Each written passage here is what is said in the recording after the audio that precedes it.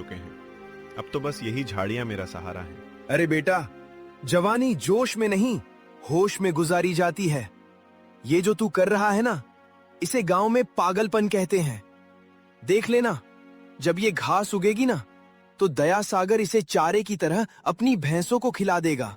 चाचा, अगर ये घास उगी तो ये सिर्फ मेरा पेट नहीं भरेगी, पूरे गांव की सोच बदलेगी।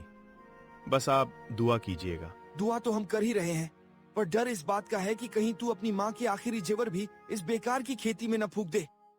सुना है बैंक से भी मोटा पैसा उठा लाया है तू। पैसा लिया है तो चुकाऊंगा भी, आप फिक्र मत कीजिए। सूरज ने कुदाल फिर से उठा ली।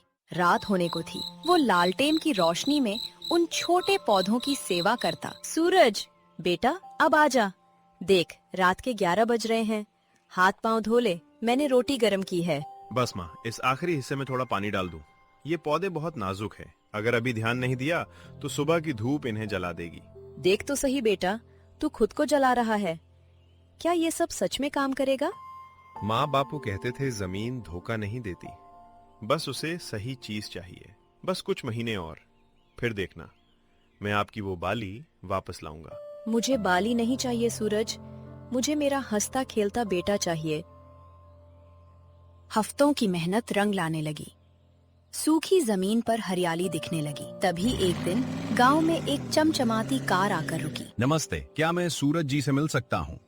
मुझे पता चला है कि यहाँ कोई जड़ी बूटियों की खेती कर रहा है। जी, मैं ही सूरज हूँ, कहिए क्या काम है। वाह, गजब काम किया है। ये जड़ी बूटियां तो यहीं से बढ़िया लग रही हैं। मैं शहर से आया हूँ, दवाइयों का काम करता हूँ। आप मेरी फसल खरीदना चाहते हैं? बिल्कुल। देखो सूरज, मैं घुमा फिरा कर बात नहीं करता। तुम्हारी फसल तैयार होने में अभी 2 महीने हैं, लेकिन मैं तुम्हें अभी एक ऑफर दे सकता हूँ। मैं पूरी फसल का प्री कॉन्ट्रैक्ट करना चाहता हूँ। प्री कॉन्ट्रैक्ट मतलब ये कि भाव आज तय हो जाएगा। मैं तुम्हें 2.5 लाख रुपए दूंगा। 50,000 अभी एडवांस ले लो, बाकी फसल कटने पर। क्या कहते हो? सूरज की आंखों में चमक आ गई।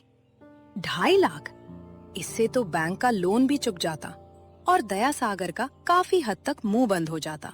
साहब, ये तो बहुत बड़ी रकम है, क्या आप सच में इतना देंगे? ये लो 50,000 का चेक। बस इस कागज पर अंगूठा लगा दो कि तुम ये फसल सिर्फ मुझे ही बेचोगे। देखो सूरज, तुम मेहनती लड़के हो, मैं तुम्हारी मदद करना चाहता हूँ। बहुत बहुत धन्यवाद साहब, आपने तो मेरी डूबती नैया पार लगा दी। माँ देखो, साहब ने एडवांस दिया है। पूरे घर में खुशी का माहौल था। पिताजी की आंखों में भी पहली बार उम्मीद के आंसू दिखे। लेकिन गांव के दूसरी तरफ दया सागर की मोटरसाइकिल की आवाज फिर से गूंजी। काम हो गया क्या विक्रम भाई? बिल्कुल दया सागर जी, लड़का सीधा है, झांसे में आ गया। 50,000 के लालच में उसने उस कागज पर साइन कर दिए हैं, जिसमें लिखा है कि अगर फसल की क्वालिटी थोड़ी भी कम हुई तो उसे एडवांस का 4 गुना जुर्माना देना होगा। शाबाश, अब वो जमीन न बैंक की होगी न सूरज की, वो तो सीधे मेरी गोद में गिरेगी। बस अब कुछ दिन का इंतजार है। उसे लगने दो कि वो जीत रहा है। ऊंचाई से गिरने का मजा ही कुछ और होता है। सूरज को इस साजिश की भनक तक नहीं थी। उसने उन 50,000 रुपयों से पिताजी की दवाइयाँ खरीदी और खेत के लिए खाद खरीदी और पानी का पंप लगवाया। ये क्या है? ये पत्तों पे सफेद धब्बे कैसे आ गए? रातों रात सूरज की फसल पर एक अजीब किस्म के कीड़ों ने हमला कर दिया था। हरे भरे पत्ते पीले पड़कर झड़ने लगे थे। नहीं, ऐसा नहीं हो सकता। मेरी पूरी मेहनत सब बर्बाद हो रहा है। केतन जल्दी यहाँ आओ। क्या हुआ सूरज? अरे बाप रे, ये कीड़ा बहुत तेजी से फैलता है। अगर 2 दिन में स्प्रे नहीं किया तो कुछ नहीं बचेगा। तो स्प्रे लाते हैं ना? चलो अभी बाजार चलते हैं। सूरज, ये आम दवा से नहीं मरेगा। इसके लिए बहुत महंगी दवा चाहिए। कम से कम 30-40 हजार का खर्चा आएगा। तेरे पास पैसे हैं? पैसे तो मैंने दवाइयों और खाद में खर्च कर दिए। मेरे पास तो अब 1 रुपया भी नहीं बचा। तो फिर किसी से उधार ले, वरना कल सुबह तक ये खेत श्मशान बन जाएगा। सूरज भागकर फिर से उसी बैंक के पास गया, लेकिन वहाँ से उसे धक्के मारकर बाहर निकाल दिया गया। वह गांव के हर उस शख्स के पास गया जो उसकी मदद कर सकता था, पर दया सागर के डर से सबने दरवाजे बंद कर लिए। साहब बस 40,000 रुपए दे दीजिए, मेरी फसल मर रही है। अगर वो बच गई तो मैं आपके एक एक पैसे चुका दूंगा। अरे सूरज बेटा, अभी तो शहर के बड़े बाबू आए थे ना, चेक देकर गए थे, अब हमसे क्यों मांग रहे हो? और हाँ, याद है ना, जमीन के कागज अब मेरे नहीं, बैंक के पास हैं। मैं अब चाहकर भी तुम्हारी मदद नहीं कर सकता। साहब आप तो बड़े आदमी हैं, दया कीजिए, मेरे पिताजी मर जाएंगे ये सदमा झेलकर। सदमे से तो वो वैसे भी मर रहे हैं सूरज।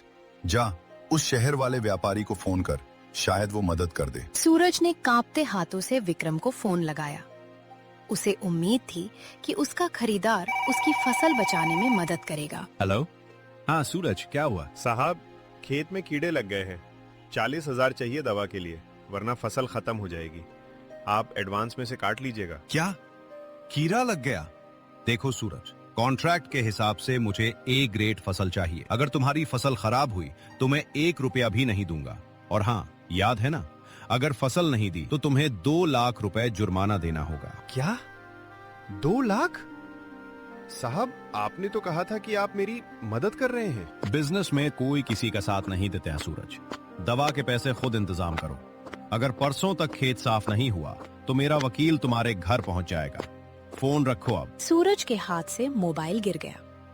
उसे अब समझ आया कि वो कितनी बड़ी साजिश का शिकार हुआ है। सूरज, क्या हुआ बेटा?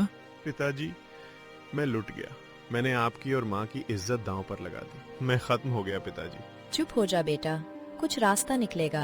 क्या रास्ता निकलेगा माँ? कल सुबह तक खेत खत्म हो जाएगा और परसों हम बेघर हो जाएंगे। दया सागर जीत गया माँ, वो जीत गया।